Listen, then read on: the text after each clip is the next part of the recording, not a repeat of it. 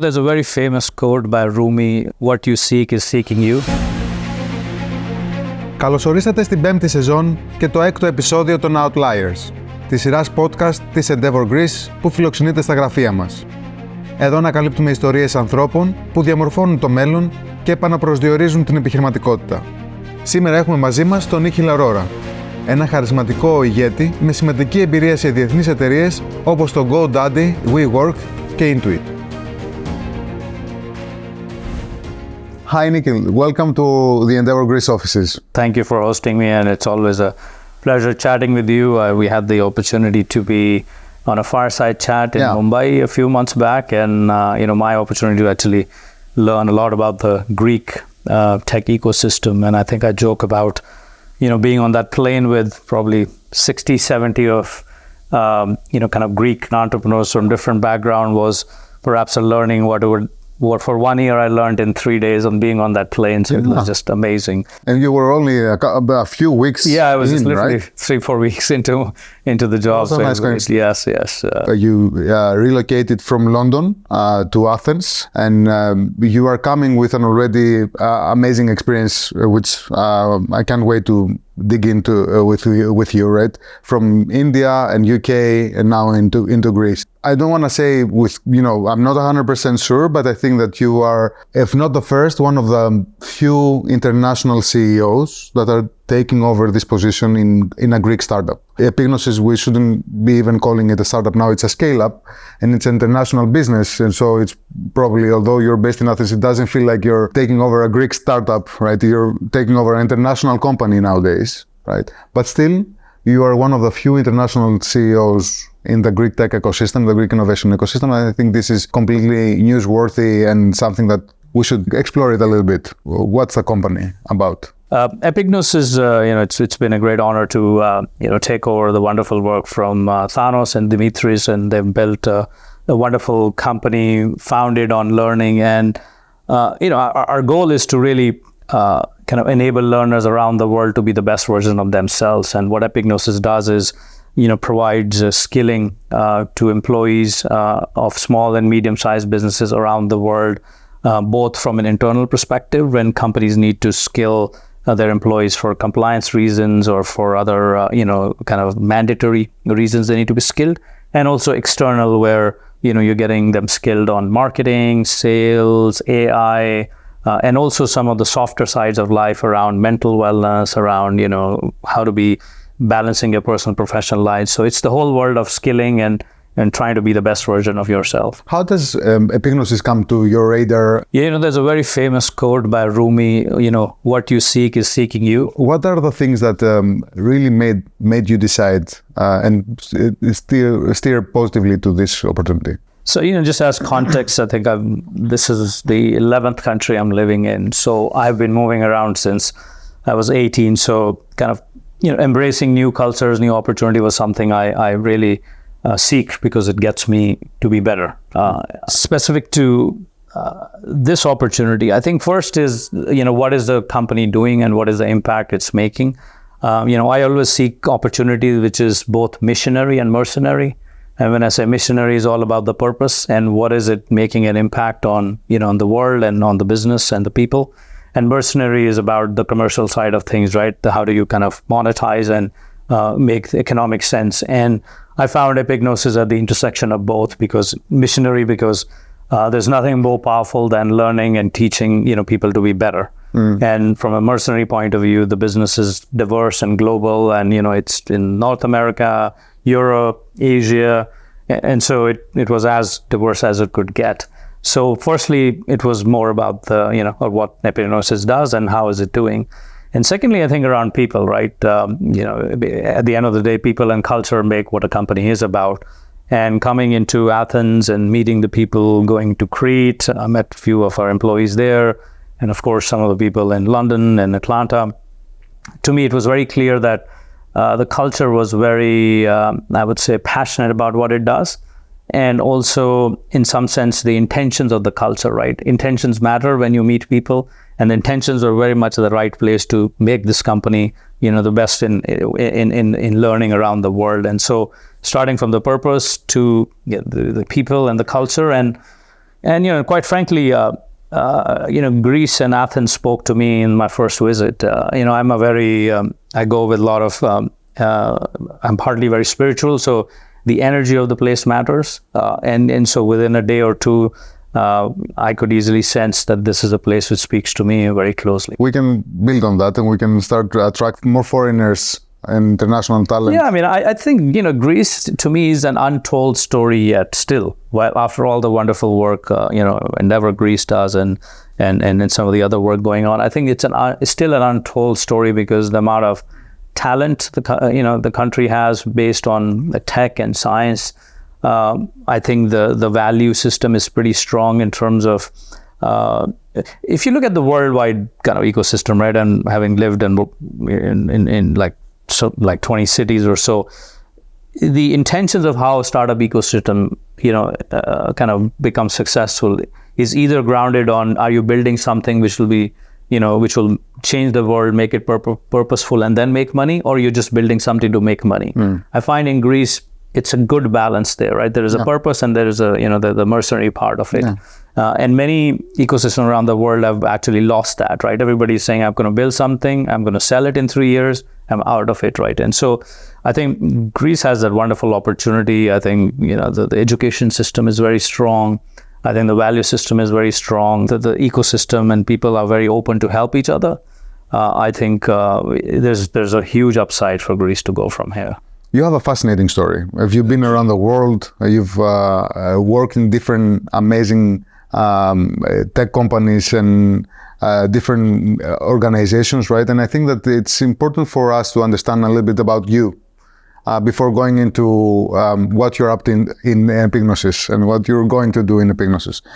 So take us a little bit back. Where were you born? How were your childhood years? Tell us more about you. So I was born in India, in Delhi. So my dad, they were immigrants from what used to be back in days. India was one country, and then the Britishers kind of divided the country into India, Pakistan. So all my dad's and mom's family were on the other side, which used to be Pakistan, right? So overnight, everybody had to leave and land back in Delhi with a suitcase, and all their life belongings were gone, right? So they all started as like immigrants with living in like one house with 15 family members and starting from scratch, right? And so some of the value system which kind of helped me was what I inherited from my dad in terms of what's important in life is that things can be taken away in a given time they never take anything for granted, but what you have is your own kind of process and your own ability to change your future course. So his immigrant mentality really helped shape a lot of my, I would say, childhood. Very much a man of and I spoke about it recently at our Epignosis offsite, like as of life moments which change you. And one of my life moments was I used to always look at my dad when I was maybe 10, 11 that hey, he's not doing something right. As a child, you always look at your parents to say, hey, what are they doing wrong versus what they're doing right? And my dad used to be head of the Delhi Electricity Board. Think of the public sector board which controls the entire electricity of the city. Like think of Athens and the person. And we didn't have electricity in our house for many months. And I used to wonder, like, what is my dad doing wrong? Like, he heads the electricity board and we don't even have electricity for 3-4 months. And later on, I realized because he was a man of principles and integrity, and he would take on the political system at that time, which was trying to push him in a different direction, but he would stand by his principles, which meant he would pay a price. Not having electricity, right? And so you start appreciating these things about, where you come from and what you do and your parents. So it was like a very learning moment for me about like, why is it important to have guiding principles in life, because otherwise you could stray wherever life takes you, right? So he had guiding principles, he stuck by it, willing to pay a price for it. And so that was a big kind of, learning moment for me. What does your father and mother do as an occupation? So my dad, had a great career. Like he started as a magistrate, as a judge of one of the biggest courts in Delhi. And then he was with the government and what they call as the Indian Administrative Services, which is the kind of the biggest post of secretary level ministry positions. And so, and then he used to also be, he retired as like a chief vigilance officer on the largest kind of oil companies of India. Okay. So he had a lot of career transfers because he stuck by his guiding principles. So he would get transferred every 3 years because he was taking on the system and the corruption, which again, helped me kind of learn adversity. My mother was, she did hospitality, hotel management, but music was a passion. Mm-hmm. And so she taught music a lot, and that's one thing I still am passionate about. So on my hobby, I actually produce some music. Yeah, I know. And music is such a gift to kind of give to the world, and so that was what she really. And she was a lot into charity and children, and she used to teach at underprivileged schools, just teaching them basic English, which wasn't very common in India in those days. I know that you also sing, and I know that you have a nice voice, but I'm wondering, what's your connection with music? One, I think it breaks down barriers around the world, right? Because if you listen to any music for any part of the world, it connects people in instant. I can listen to Greek music, I can listen to Italian music, I can listen to Bollywood music, and in a second, you don't think of countries then. You think of music, you think of people, right? So one, it just brings the boundaries down. Secondly, I think it's a connection to your own divine self, whether you want to call it God or your own self, but it takes you, I call it like a healthy drug, right? Because it takes you in a journey, which is this connection to your own self, right? Because you can relate to the words, you can relate to the music, relate to your soul. So, and then also it's upliftment, right? Like if you're down and if you're trying to bring your mood up, there's nothing like putting that favorite song of yours and it just kind of brings you out. And for me also, in my physical fitness activities and I run and all that stuff, music is, great enabler to stimulate that focus. How are you as a student? How do you choose where to go? How do you make your decision to go to the university?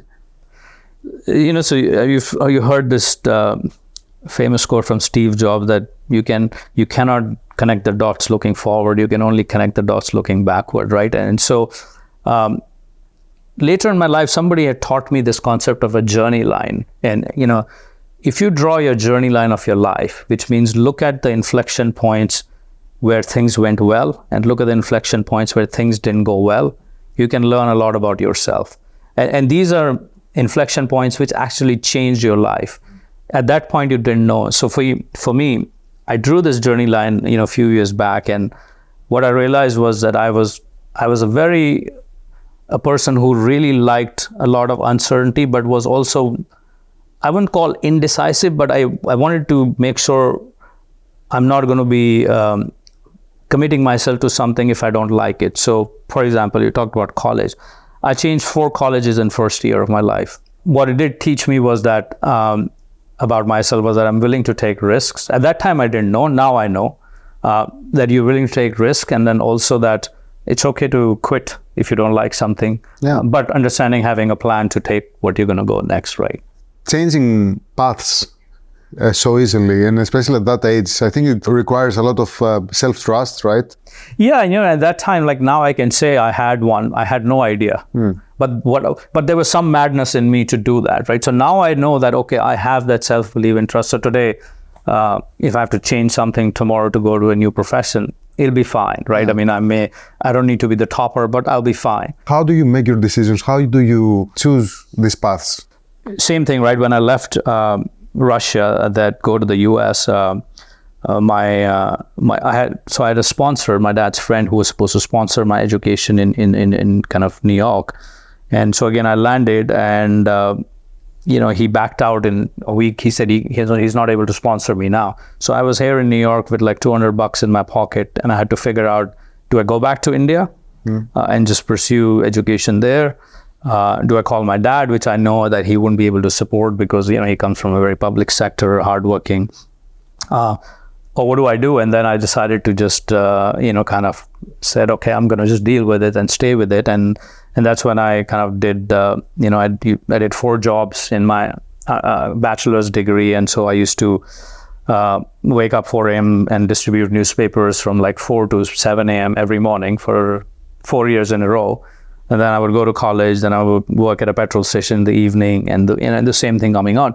But that all just built the same character, which I felt, would have been important. And my first job, which I landed, was exactly an outcome of this, right? I was working at a petrol station in the evening, and this gentleman pulls over in his car. It was snowing. It was probably 8-10 inches of snow, and his car broke down. He tried to call a cab, no cab available. So he said, it's my daughter's birthday. Would you be able to drop me? I think he lived through 20-30 miles from this petrol station. Now in New York, you never do that. You don't drop a stranger in your car, right? Yeah. But I was closing the shift, and I said, okay, there's nothing, just being in my own kind of craziness. Okay, I'll drop. And we started talking. Before I dropped him, he offered me money. I said, no, of course, I'm not going to take money for you. But he gave me his business card. And then when I was graduating, the war was going on in Middle East, and there were a recession in the US. And I remember picking the business card and calling him to say, hey, do you remember? He said, of course, come into my office. And the guy turned out to be the CFO of Miramax Films, the company which made Pulp Fiction, the movie. I ended up getting my first job because of that incident, right? And so it goes back to, again, your intentions. And sometimes when you meet people, you don't know what you're going to be, and never have that thinking that you're going to get something out of them. But if you're, building a good intention around it, goodness comes out of it. What year is that? It's 1997, right? Yeah, it's early 90s. Early 90s. First time in the States, first time in New York. You're working 4 jobs. What did you learn for yourself? Sometimes ignorance is a blessing. And then I had this confidence to say, okay, I'm just going to kind of deal with this. And it was more about proving other people wrong. Like, okay, my sponsor backed out, so I'm saying I'm going to prove him wrong. Sometimes you need some sort of, I won't call it like an enemy, but you need something to fight against, right? And it's important in life to have something to fight against, because that helps you move forward. That thing may become irrelevant, right? The person became irrelevant, but something to prove something about is very important, right? So it was more about I'm going to prove him wrong, right? I'm going to I'm here, so I can prove to myself that I can kind of do this on my own, and it was about self-belief, right? I mean, again, I can say now I had great self-belief then. To be honest, I don't know then, but what I knew was, okay, here's the process. Okay, what I knew was, okay, can I work hard? Yes. Can I do 4 jobs? Yes. Can I wake up 4 a.m. in the morning 4 years in a row? Yes, I can. And just keep doing that and see where it takes you, right? And so breaking down life in small moments. Let me get through 1 year, let me get to 2nd year, let me get to 3rd year, and things kind of manifest from there. Were there any moments where self-doubt and fear prevailed at this point, right? Of course, I mean there was always like, okay, you know what. Both around like, hey, if I lose the 1 or 2, 3 jobs I'm doing, how am I going to support myself? Or what if I don't do well in college? Am I able to balance putting the right amount of time for studying versus, these jobs? Was always there, but somehow I felt maybe the madness kind of overtook a bit more of the fear there. And maybe when you're a little younger, you feel like, okay, you can kind of deal with it. And I think also having good ecosystem support, like I didn't have financial ecosystem support, but I had a good network of friends, back from India or few I met.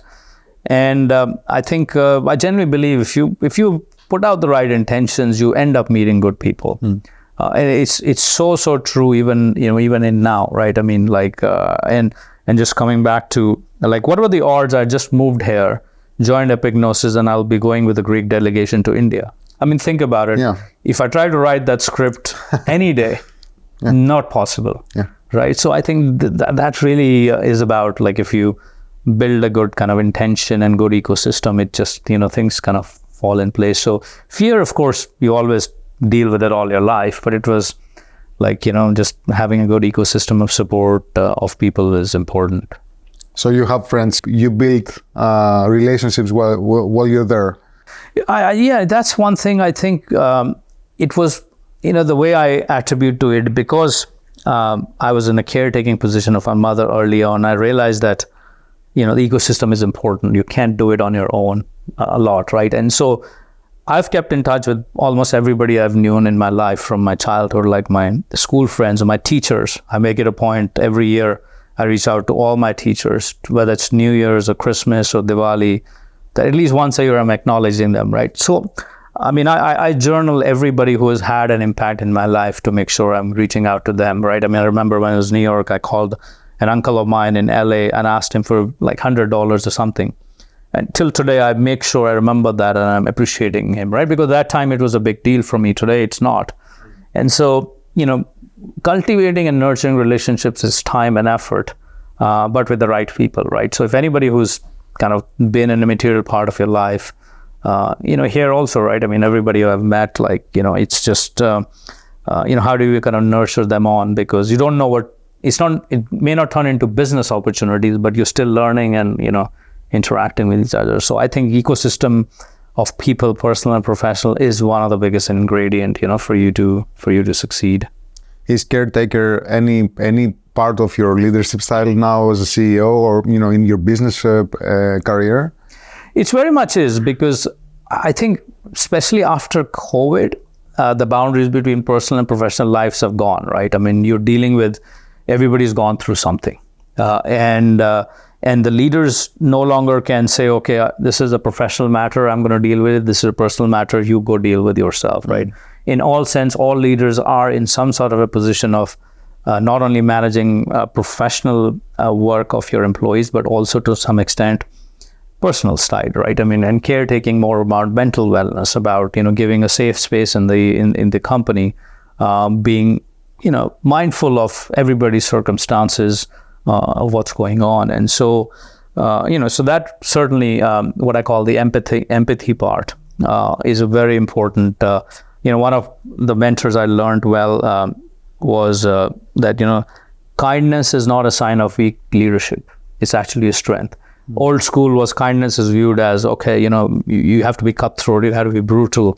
That's what leadership is about, right? I think that's old and it doesn't exist anymore, right? So you can use the kindness and empathy to your strength while keeping employees accountable, right? Because we're all in the business of, serving our customers and shareholders.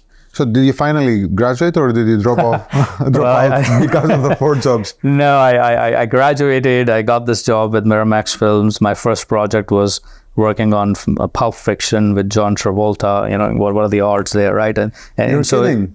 Yeah, I was a back-end guy doing the spreadsheets, but nevertheless, Still, it was a big kind of opportunity I would have never thought. And then later on, of course, I pursued my master's and MBA in the US. But all in all, I think I made it through. Walk us through a little bit of your professional career, your early professional career. What are the steps that are leading into the things that you've done so far? So 2 things which I was very, I wanted to do was, one was I wanted to get cross-functional experience, because I felt like getting stuck to a particular function like finance or marketing or sales then limits you. So I was looking for opportunities to go from one function to the other, and also cross industries, because then it gives you the best practices of all, right? So I went from Miramax Films to CBS Television, which was one of the largest television network in the US. And then talking about the crazy stuff I had in my head, right? So when I left Russia, I always had this kind of idea in my mind I want to come back to that region and work as a professional. I was a student when I was in Russia, but I'm going to come back. And so I got this opportunity to go back to Kazakhstan after CBS Television, where, World Bank was putting a lot of money and they were building the first stock exchange and the first public university, and they were putting a team of people. And there were not many people who wanted to go back to work in that region and who spoke Russian. So I got this opportunity, and I ended up living in Kazakhstan for 2-3 years, and we built the first stock exchange, and we built the first press club of Kazakhstan. And I was, again, doing more of a finance role, but I was working with very smart people. But that opened a lot of window of new opportunities for me. And I came back to the US, did my MBA, worked for General Motors and automotive in mergers, acquisitions. From there, I went to technology, ADP, where I was leading the strategy and M&A. And then I went into education, moved into Asia, and then went into technology back, and then been back in learning. So about 7-8 different industries. Definitely, mobility is the theme here. This career path must be appealing to a lot of people who are listening to us right now, right? And I'm wondering if you have ever reflected on what enables people, what keeps possibilities open, right? What do you think that you've seen yourself do, you've taught yourself to do, right? That keeps your possibilities as open as possible. What makes people, be flexible and mobile like you are? We're kind of creatures of comfort, right? After some time, we settle in what we feel is, a comfortable lifestyle or comfortable job.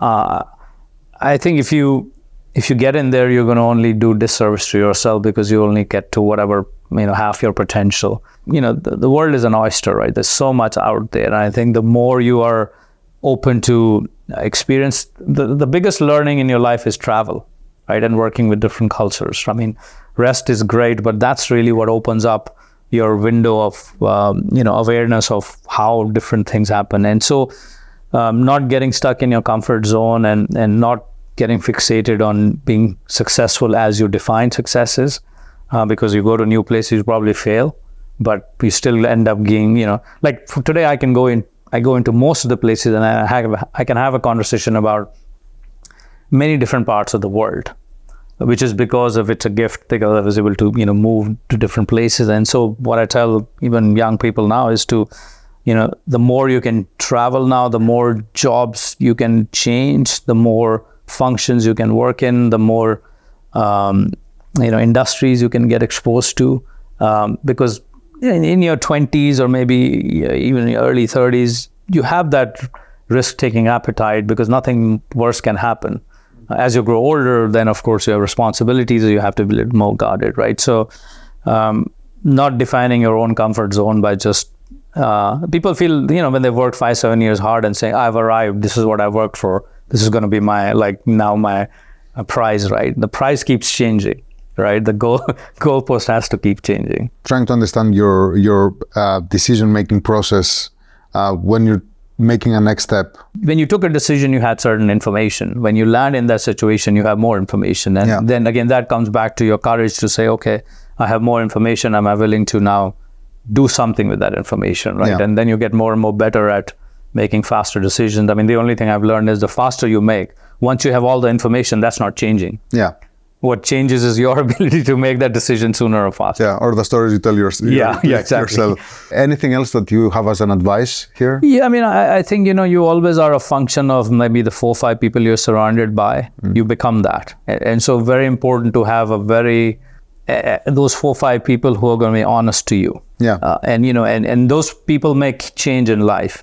But I realized that, it's like your close friend may remain as close friend, but on the professional side, you need to probably look at who you want to surround with when things are going wrong, and if you want to go for objectivity, right? And you want the right mirrors in front of you. And that's where, for me, maintaining those relationships with a few of my old bosses I worked for is very important, because even today, I would go sometime to say, hey, here's what I'm experiencing. What would you... and don't let your experience be your handicap, right? Because you get so caught up, like I've worked so many years, I should know this. And sometimes, you don't know it, and maybe you just caught in your own blindsidedness, right? So having a good set of equal people you can go to, ask for advice. And then I think lastly, around understanding, going back to your decision making, or why did you take something, right? What were your, like, when you took a particular job or a particular venture you started, what were you trying to achieve from that? And where is it not working out? Is it not because of the people you're working with? Is it the product, or is it just the culture? So what is changeable, what is not? Who are the people that you reach out to get support, whether you need to make a decision or you're facing something that you need input with? I look at that statement very differently. I don't think the friendships or relationships are a function of the time you spent. Okay. I can say this with pure honesty. I've met people for 2 days and they're still very close friends of mine in my life. It's a quality of conversation and the quality of connections you make with people, right? And so, especially in today's fast-paced world, like as you're growing older, you're not be able to spend the time you spend like with childhood friends. So, how do you connect with people in a way they see you as an authentic person, and you see them as an authentic person, and so I think that's important. I have across me one of the most open, positive people that I've connected with, and I'm wondering, how do you think this supports people going deep into relationships? The hardest thing to learn has been deciding what not to do. What not to associate with, what not to feel left out with, right? The feeling of FOMO, which was used as you were younger, like, all these things. And those are the hardest things to learn. And once you get past those, you realize that, the more narrow you become in kind of your time and energy, the more effective you can be at things and at quality of of things you're doing. You have any benchmarks, any methodologies that work? One is, of course, simple things like I keep a pie chart of my calendar time. Like, what's my say-do ratio? Like, okay, if I'm saying I'm going to do this, I look at my calendar. Okay, I'm going to spend this percentage of time with my customers, with my employees, with my shareholders, or certain important areas. How do my meetings align with that? So I just tend to look at it every week to say, okay, if I said 30% of my time needs to go there, are my meetings aligned with that? Also, to be able to delegate things and let go of things, because you become as a leader, and also working on your own self, right? I mean, I've invested time in like what I call mindfulness, right? Which is talked about a lot, right? And again, I said I'm pretty intrigued by spiritual world, and so I go to conferences. I listen to a lot of spiritual people from around the world, and spiritual doesn't mean religious, but it's about a way of life and methodology, and so there's so much you can extract out of their like doing meditation is a simple thing, but it's more about your own self, right? You can observe yourself a bit, like reflect yourself, and so allocating amount of time to your own betterment every day is important, right? Both physically and mentally. Absolutely.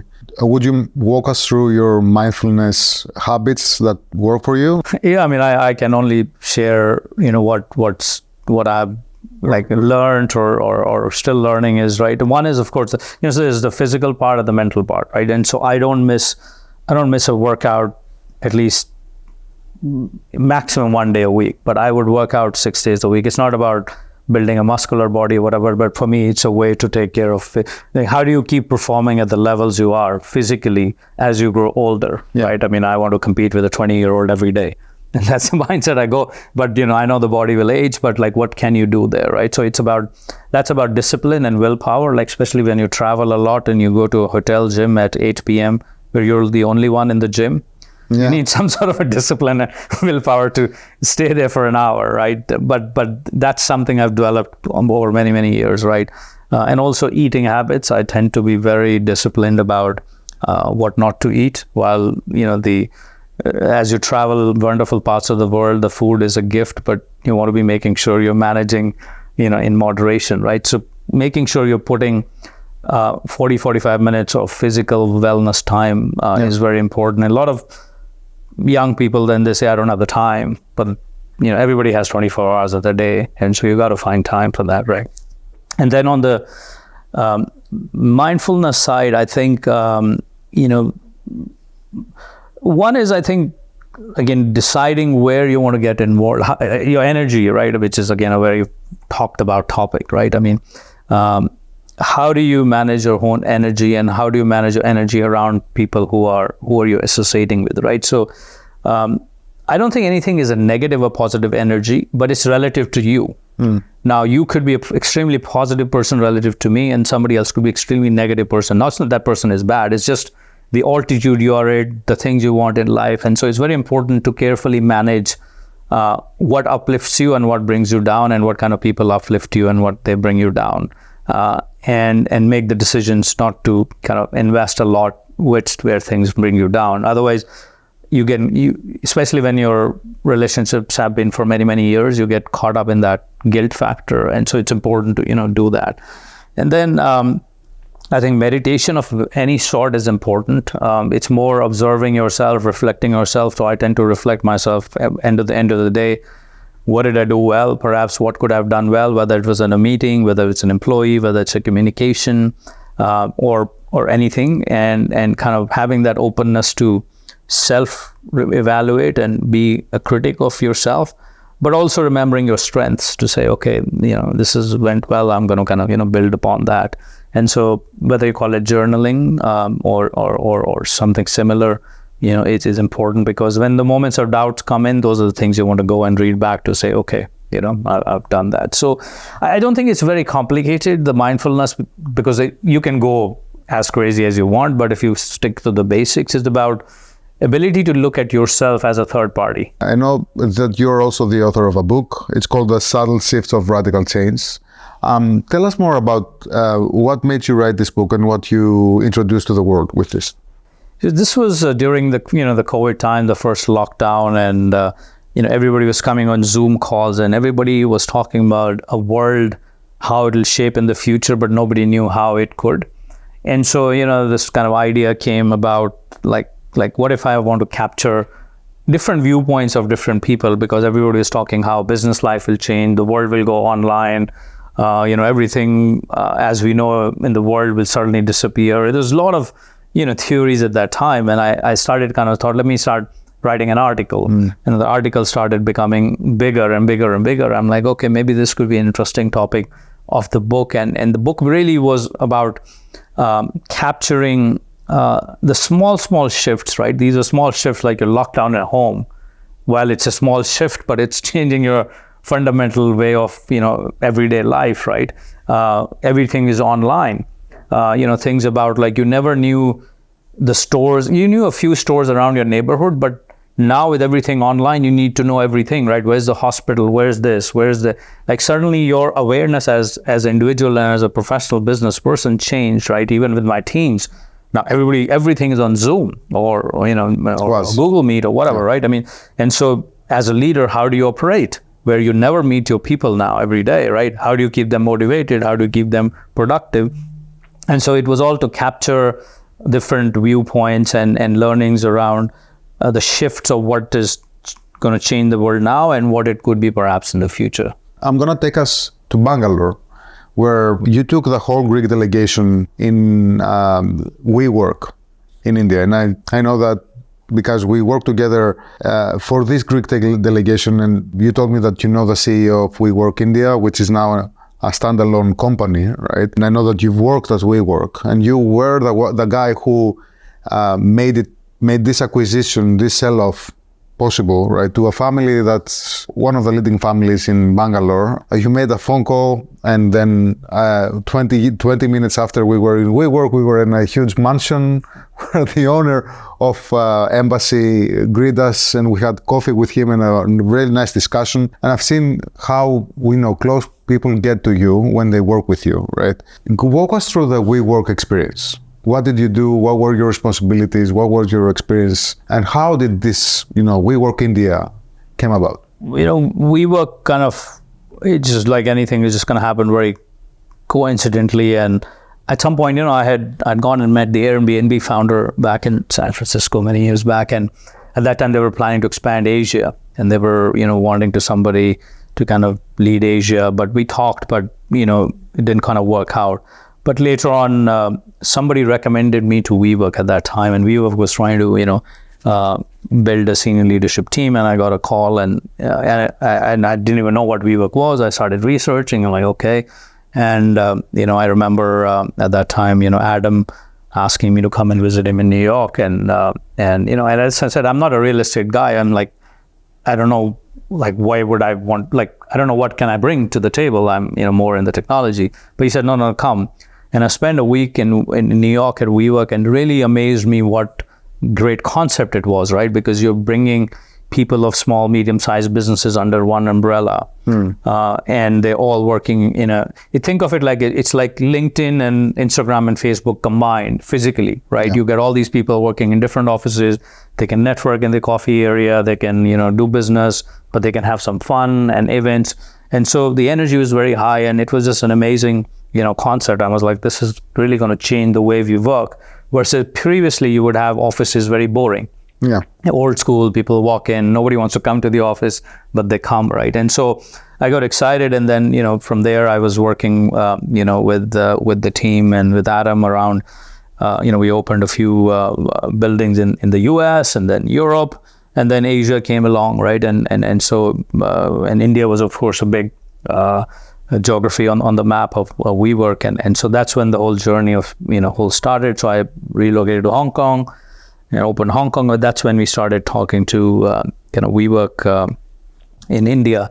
And one of the guiding principles I kind of shared with Adam around, like, knowing India also, I said, you would want a local partner who's of course who knows the system well, because unlike other parts of the world where you can lease the buildings on your own, India is not that easy to operate. And that's where India was the only place where we ended up doing a kind of what you called an agreement where the local partner will own the entity, but they would give more of a product license fee and, kind of other royalties to the parent company. But the operation and the entity would all be run and, operated by the local partner. It's like hospitality, right? You have Hiltons of the world in different countries, but Hilton doesn't own them. They give them the rights to use the brand name and some of the other, kind of product stuff. And so WeWork India today is doing far more better than WeWork globally, right? I mean, Karan, who's Jeetu's son, and Jeetu, we met, right? I mean, he's a phenomenal entrepreneur, and so those, it's just built phenomenally well now, and with the way the work has changed post-COVID, it brings so many small, medium-sized businesses under one umbrella. How big is WeWork India right now? Paint us a picture of that. Yeah, I think, last I heard, I know Karan had just recently put something out, but, I think they're probably would be close to maybe, I would even say 100 locations. I got to go and look it back. You brought the CEO for a session with us in the Greek delegation. Karan, who's the son of Jeetu, yes. Same day, in a same day call. Yeah. It says, shows to me that you're still very close with the people who you do business with and you meet alongside your career path. Do you use any of your WeWork learnings and experience? Has it affected your leadership style in any way? The energy at the workplace is very important. What WeWork taught me was how can you take the same concept to other places, right? The simple things, right? Like you have an open area in your workplace where people can come have coffee and have chats. It's very important because you converge people, right? So when you build an office space, having an open area is very important where everybody comes together and, does these chats and learnings and so on, right? Having events, right? One of the things was around having an event every week is important because everybody wants to learn. So, how do you replicate that in other, places where you go? Even visuals, like the quotes or the pictures in an office matter because some people really walk past and say, okay, do the best work of yourself. Somebody may get inspired by that, right? So how do you create the environment in which, so physical space matters, right? Because it creates energy. And so those are the great things like, okay, how can you make the workplace a great place for people to come because of the physical things you're, putting in the infrastructure? I couldn't help but thinking about our office while he was he was saying this. It's exactly on the same mentalities. You led the expansion to new markets at GoDaddy as well, right? Can you tell us a little bit about GoDaddy, what you did there? Well, GoDaddy was a great brand in the US, right? In kind of the Asia region, it wasn't as well known, or people just knew it for a domain, right? People just buy domain. So there was no flashiness or excitement about GoDaddy. It's a commodity, right? And so the first thing I wanted to do was, how do we build a purposeful mission around, having our employees and customers get excited. Yeah. And like one of the things which I learned was, like, when you go to a bar and people are talking about an idea, the business they want to start, the first thing they think of is the name. Or what should I call my venture, right? It's like naming your baby. And so as we were doing marketing, we were telling people buy your domain names. Reality is we are telling people how to name their dream. Yeah. And just that small shift of narrative of telling employees and customers that we actually here are enabling your dreams come true and get an identity, because ultimately you're calling something their dream, right? And we are just enabling that.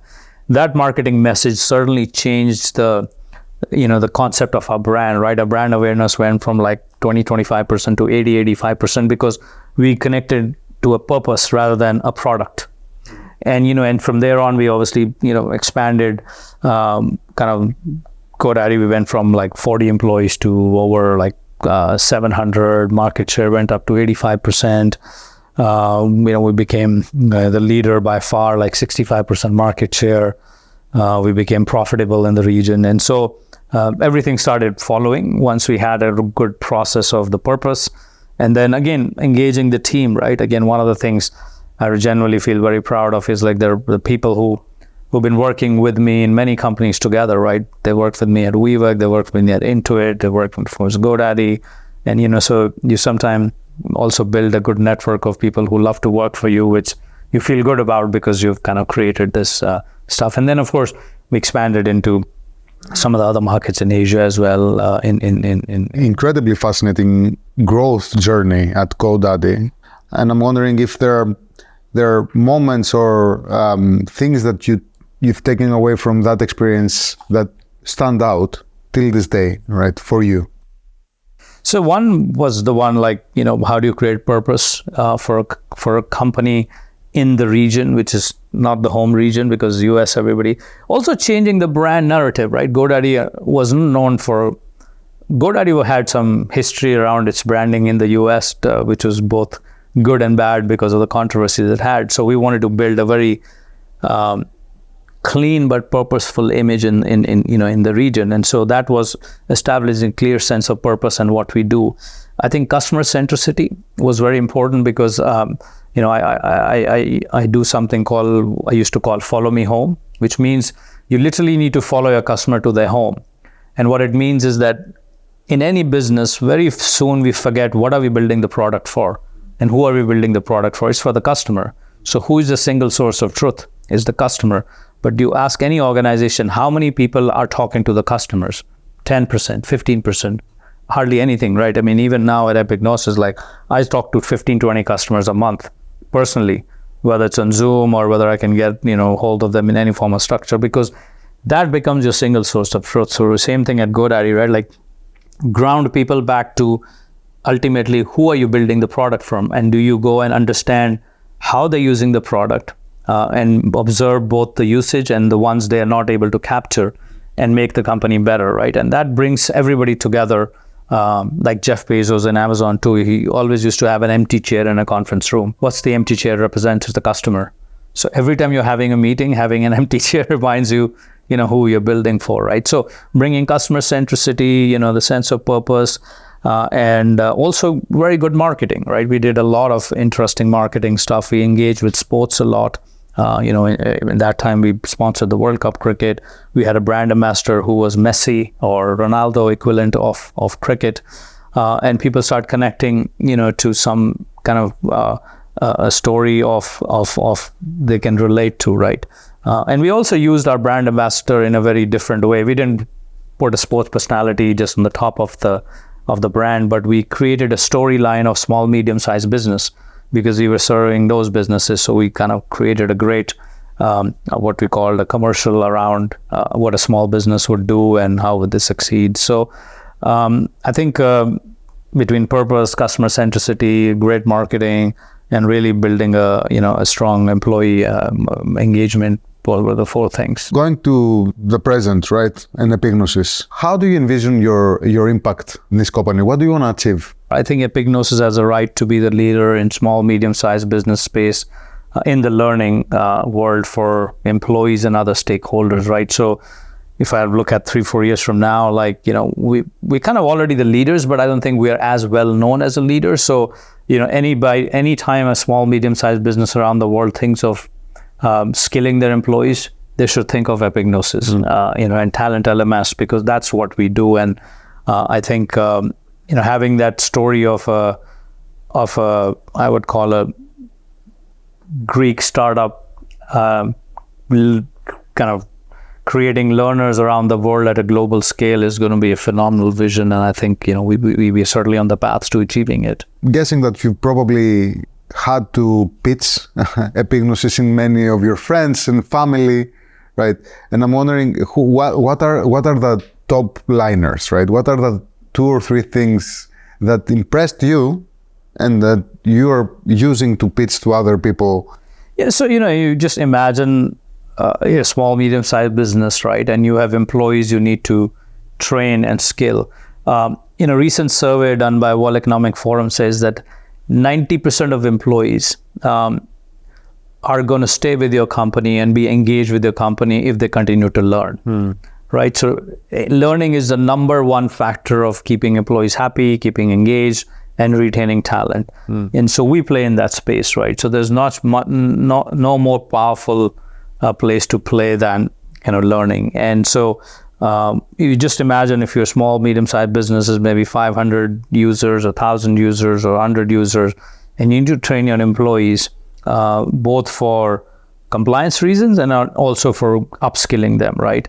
And our dream is that the minute you think about training, you think about Epignosis, right? Whether you're a business in US, whether it's a business in Australia or Canada or UK, we are the solution. And you know, we are today, when we speak to customers, the most easy to use. Like, we are not complicated, right? Because a lot of time learning can become very complicated. So it's very simple to start, easy to use.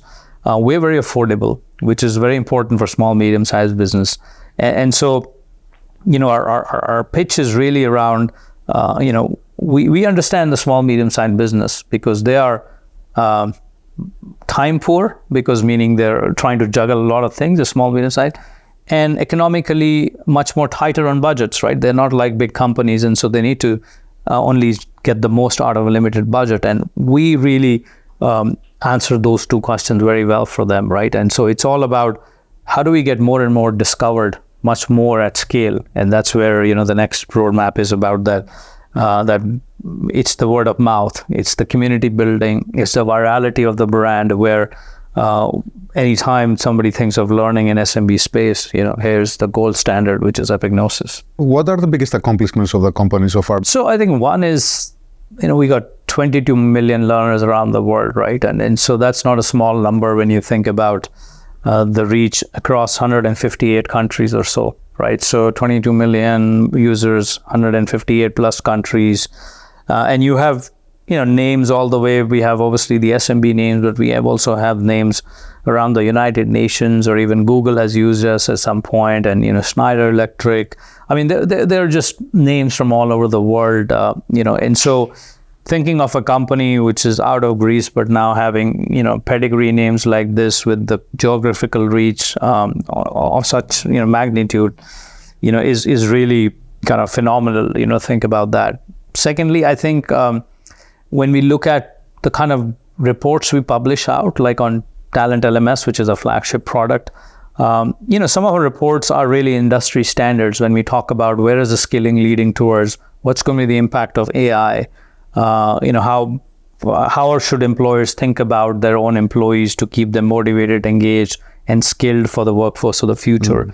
So our reports are really the gold standard today, right? And so just from a product market fit where, you know, we are able to get companies to use our product with very little human touch, right? We are very easy to start with and very easy to kind of train with the platform and then get used around the world, you know, without much, I would say, branding at this point, which we want to do more of, you know, in itself is a big success metric. So looking into the next couple of years, what are your top priorities as a CEO and as a company? So one is, of course, the product evolution continues to be an ongoing thing, right? With the AI playing or continue to play a big role, I think how does a product become much more better than it is now, and also has, you know, the elements of AI, both from content creation as well as, you know, ability to assess skills, right? Because one of the places where employers struggle with is, how do I assess the skill set of my employees today, right? So our product, you know, in the next kind of, you know, couple of quarters will have this ability to be able to assess your skills of your employees, then recommend using AI what skills are better for employees, and then of course have them trained on that. So getting an awesome product is the first one. Second is really, you know, kind of really doubling down on our geographies where we win, right? US is still a big geography for us, and, you know, we want to literally be the gold standard in the US market. And so it'll be continue to be, you know, one of the core markets, in addition to, of course, what we have in Europe and in Asia. And then I think customer centricity is going to be a big part of our nucleus, where we want to make sure who do we build the product for is the customer. So how do we continuously tell their stories? You know, we're beginning to talk about why do they use learning? What impact does it have learning on their business? And really celebrate our customer success, right? Because their success is our success. So going more on the customer centricity side is a big opportunity. And then us kind of what I say, going from local maximum to global maximum, right? Local maximum has been where we've kind of used the Greek ecosystem well, but now how do we export this and kind of be the global player with leveraging the power of, you know, the Greek base? We have a game for you, which is a really fun game our producers came up with, and it's been opening up the conversation. It's taking it to a whole different new level. Choose one. Yeah. Scalability. To me, scalability is about repeatable process, right? Like once you put repeatable processes in place, then the scalability will just follow, versus having ad hoc one-time processes, right? So that's the difference between, let's say, Series A or B versus kind of Series D, where you're doing one-time process, one-time fixed, and then you just never institutionalize that, right? When you have repeatable, documented processes, then you're moving again and again, doing the same thing, but it just becomes an autopilot. There's this, you know, like in Indian mythology, there are three gods. So one is the creator, one is a preserver, and one is a destroyer. So when you draw this analogy to business, right? So you have to preserve something which is working when you're in scale stage, right? That's kind of right. You do have to continuously create things, because that's innovation. And then you have to destroy some of the processes when you were early stage company which worked, but they no longer work, right? So to me, scalability is about like preserving, creating, but also letting go of some of those things which worked when you were, you know, because three people can get in the room when you're Series A and decide what you need to do, and next day you implement. You can't do it Series D, right? In that sense. So you have to figure out a way where it'll work very differently. What are the tactics that you've done and you've seen work and you've recommend to other companies that are looking to hire an external CEO, or, you know, people who are becoming CEOs now? Yeah. So I mean, I've done it. I would say not from like a founder to a CEO transition. I've done it like with GoDaddy. When I took over, it was like a $30 million business. We took it to 100 million plus, you know, back in the region, and a couple of other 10 years. So I've been through the scale up journey. Of course, very different with, you know, with the founder. I think that one is to kind of narrow down on the focus when you're scaling up, what you win at and what you don't win at. And the very sooner you decide what you don't win at and let it go, because there's always this next shiny penny you want to chase. Because you, for example, if you build a product for SMB today, you can do anything, right? Okay, I can do payroll for them. Let me do CRM for them. Let me do, you know, lead generation for them. Anything. The customer is the same. But what are you good at, right? We're good at learning. We're good at, you know, serving the small, medium-sized businesses. The world is still big out there. Like there's 2 billion of spend happening. How do we go after that? So narrow down to where we win and we have a successful track record. Now it's about getting it better and faster, you know, is first thing, right? Second is, I think, understanding, making sure your team's aligned in that journey of, where you come from and where you need to go, right? What got us here is not going to get us to the next milestone. So making sure the mindset of the team is fully aligned there, and you have the right players in that mindset, because again, some people prefer the Series A, B game because it's a lot exciting. There's a lot of pivots. Some people don't like the Series D to, the next game, because it's more harder, it's more process, it's perhaps less flashy, right? You're not trying to suddenly create 10 new products. You're trying to maybe sell the product at scale at much better velocity. And so making sure you get the right team mindset in place, which aligns with the scale part, right? And the third is really not to forget the customers here, right? Yeah. Because that's the risk of when you scale, you tend to forget the customer pretty fast because you feel like, I know them. Customers are also changing at the same pace as you are. And so how do you keep up with that?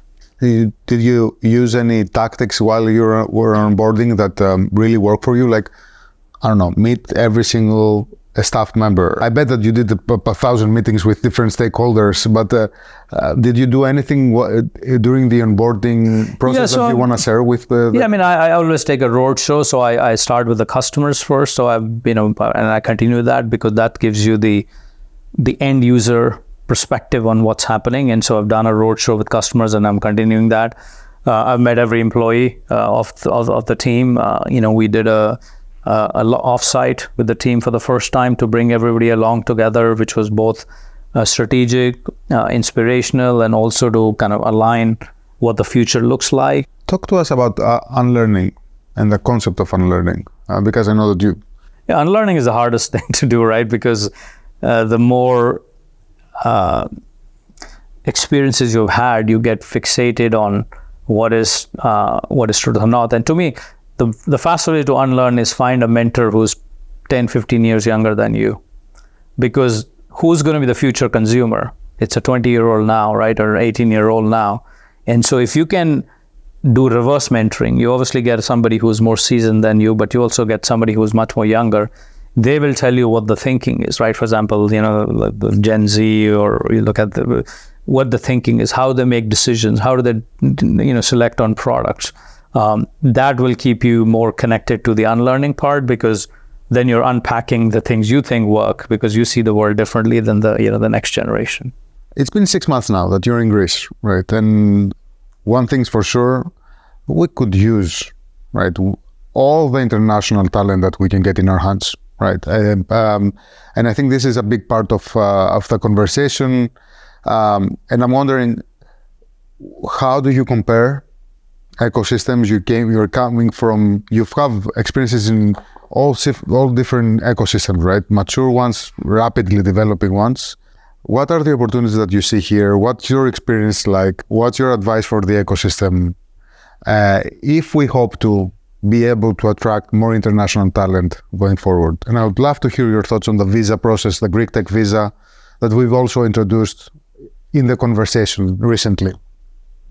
So I think the first thing is, the brand awareness, right? And the kind of the brand called Greece, right? Not just if there's a country, but like, how do you get people to hear more and more about the successful, as well as not successful, but just the vibrancy of the ecosystem, which I know is happening a lot as I've been on the ground, right? And so I don't think the rest of the world is as much aware of this as there's an opportunity for, right? So kind of building that brand in an aggressive way is going to be, a great start to begin with.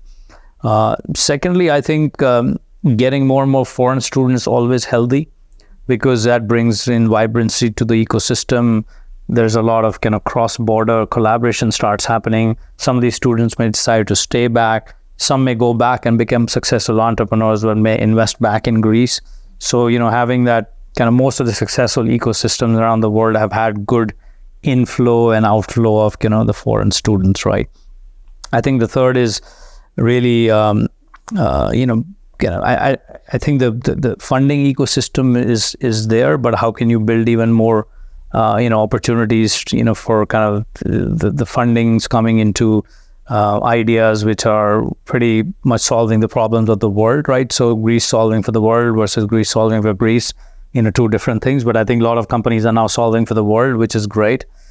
And then I think continuously nurturing the kind of the tech ecosystem here, like from a talent capability development point of view. So how do you build in bring the best from the world, right? From not just Silicon Valley, but perhaps even, like there's the recent interactions we had with the India ecosystem, right? How do we kind of build that, what's already been done other places can be replicated, and what's being done here, can be exported. But I think building that awareness of the brand and building the brand in much more bullish way, I think is going to go a long way. You have a family, a daughter and a son, a wife. What's their experience like from you taking over as a CEO of Epignosis? What are they experiencing so far? So family is loving it, and I think the biggest statement which my daughter made was that this is a blend between California and Delhi Gurgaon, right? And which essentially means you have great weather, but you have a great kind of unstructured vibrancy in the city, because like some places are too structured and some places are too unstructured. I think there's a healthy balance where you go a certain part of the city, it has a bit of European touch. The other parts have very unstructured touch to it, which really speaks to the vibrancy of the city. Yeah. And then I think the climate wise, of course, it has the gift of not just great climate, but blue oceans, which, by the way, I don't think Greeks appreciate as much as us who never seen such blue water, right? Because when the other day I went swimming and I was swimming near Glyfada, they said, why are you swimming in dirty water? I said, there's no dirty water, it's still blue ocean. They said, no, we don't swim here. We go further up to, Lake Vulamini or whatever. So that speaks to the gift of Greece, right? It's kind of what they call the diamond you have of blue water here, right? And so I think there's a lot of course, natural beauty and gift, but even the city itself has, so the family is really, liking it and really embracing it, because the familiarity of what I say back from India and the US, the combination is quite unique. Yeah. Book or podcast?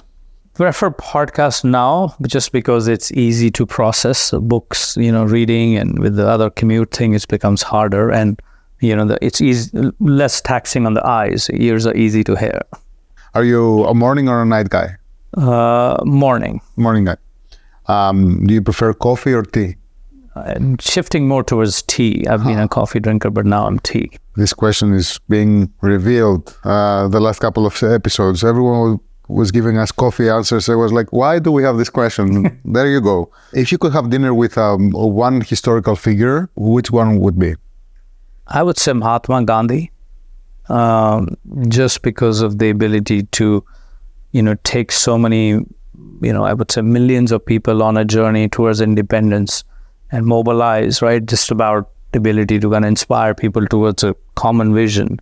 What I would feel with is so much to learn from, right? Because it's about leadership. Yeah. You're taking people from different backgrounds to one common goal. Is there a piece of technology that you can't live without?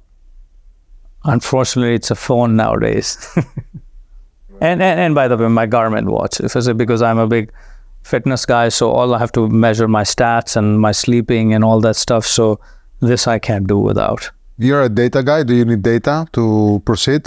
Yeah, data combined with intuition. So I think I will obviously go with intuition, back it with data, and then revalidate it. What's your favorite city for travel, business or leisure? Business, I would say New York. There's just so much happening in that city at a given amount of time and so on. Leisure, I think now it's hard for me to select among Greek islands. I think it's just, I love ocean swim, so it's gonna be one of the islands. We have a few, yes. Give us a name of a book that changed your life. Mindset by Dr. Carol Dweck. I highly recommend anybody who has not read it, because it's a very, it talks about fixed mindset versus growth mindset. And a lot of us who when we think we have growth mindset, actually we have fixed mindset. And sometimes we don't recognize it. And the degrees of separation are pretty obvious. And and she talks in a very practical language in the book about, for example, she gives an example even as a parent to say, when your child does well in class and comes back home with the top marks, what do you say to the child, right? If you say, I'm so proud of you because you came first, versus I'm so proud of you because you put in the hard work to came first. The first narrative is setting up the kid to become a fixed mindset, because if you're validating the person to be, hey, I'm so proud of you because you came first, that person become less risk-taking in the future, because they will always fear failure because they don't come first. The second narrative, I'm proud of you because you put in the process, you put in the hours, is validating the journey. And it's these simple differences she talks about in the book on the business side and the personal side. So changing the perspective. Changing the perspective. And, easily, right? And yeah, but recognizing, right? All of us will become fixed mindset as we grow old, because you know it all. And then you have to say, no, you don't know it all. And that's where the growth mindset comes in. What's the best piece of advice you've ever received? You have to spend as much time on reflections as much as you're looking forward looking, because I think we're always looking forward, which is a good thing. But there's a lot of kind of piece of data and learnings you've had in that journey line. And it goes back to the journey line. Always keep redrawing your journey line. And again, look at the inflection points. When I say inflection points, which have really changed the course of your own way of thinking or life or work-wise, and kind of keep that journal in whatever form, because those are the things you want to go read back when times are tough, because you've had moments of your strength, right? And when the chips are down, you kind of get too caught up with the negativity of why things are down, and you have to remind yourself what is the things, which kind of really uplift you, make you better, or were moments of success for you. Wonderful. If you weren't the CEO of Epignosis, what do you think you will be doing now? I think I would be training for an Ironman. I've done 3 of them, but I still feel I enjoy, kind of the pushing myself to that. I have a bucket list I'm not going to do yet, but I do want to kind of go do the Mount Everest, the full one. Wow. But maybe 10 years from now, when the odds of me not making with age is okay on your side in a sense, right? I mean, so but it takes again a lot of training. I've done 3-4 treks. I've done 5,500 meters, of which is 15,000 foot level treks, but Mount Everest is a different game, so maybe someday. Nikhil, thank you so much for joining us. It was a fascinating conversation. Thank you for hosting, and as always, Endeavor Greece is doing a wonderful job, so keep up the great work, and we hope to see the Greek ecosystem on the top of the world. Ευχαριστούμε που ήσασταν μαζί μας σε ένα ακόμα επεισόδιο των Outliers. Το Outliers Podcast είναι μια πρωτοβουλία της Endeavor Greece. Μπορείτε να μας βρείτε και να γραφτείτε στα κανάλια μας σε YouTube, Spotify και Apple Podcast. Ανακαλύψτε περισσότερες ιστορίες στο outliers.gr.